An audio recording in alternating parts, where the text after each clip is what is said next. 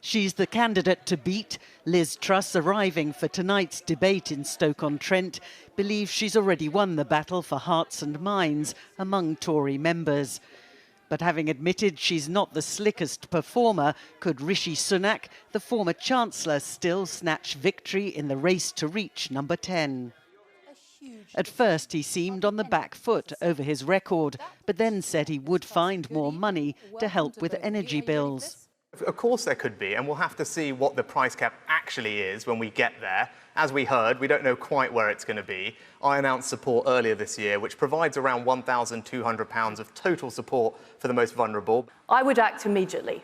I understand that people here, people around the country, are struggling with some of the worst cost of living problems that we've had for generations.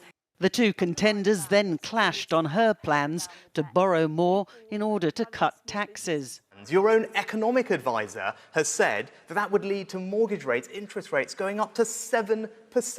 Can you imagine what that's going to do for everyone here and everyone watching? That's thousands of pounds on their mortgage bill. It's going to tip millions of people into misery, and it's going to mean we absolutely have no chance of winning the next election either. Rishi, I don't believe this negative, declinist language. It's your own economic advisor, Liz. It's not mine. It's your own advisor. I have lots of economists that are backing my plans.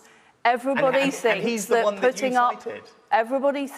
putting up taxes at this moment is going to hurt the economy.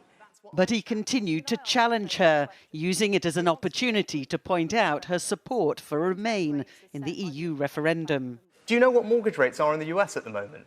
Do you want to use them as an example? Their mortgage rates are almost 50% higher than mortgage rates in this country because they're borrowing so much. I'm sorry, this is scaremongering. Canada actually has Project Fear. Liz, I remember the referendum campaign. I remember the referendum campaign, and there were only one of us who was on the side of Remain and Project Fear, and it was you, not me. Okay. And you talk about this. Maybe I've learnt from that. It wasn't all about the economy.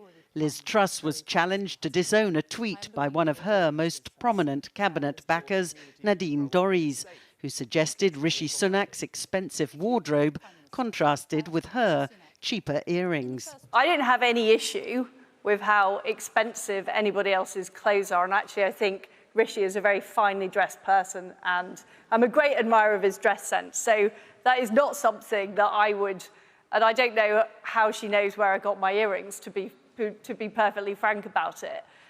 He defended his and his family's wealth and their success in making their way up in the world. I'm certainly not going to apologise for the fact that they worked hard and they aspire to do that for their kids. And in fact, as I said before, those values, those conservative values about hard work and aspiration and building a better future for your children, that's why I want to be Prime Minister. Let me be clear that Winchester... Despite the heated exchanges, they both agreed they could work together, whoever wins the race. Libby Vina, News at 10.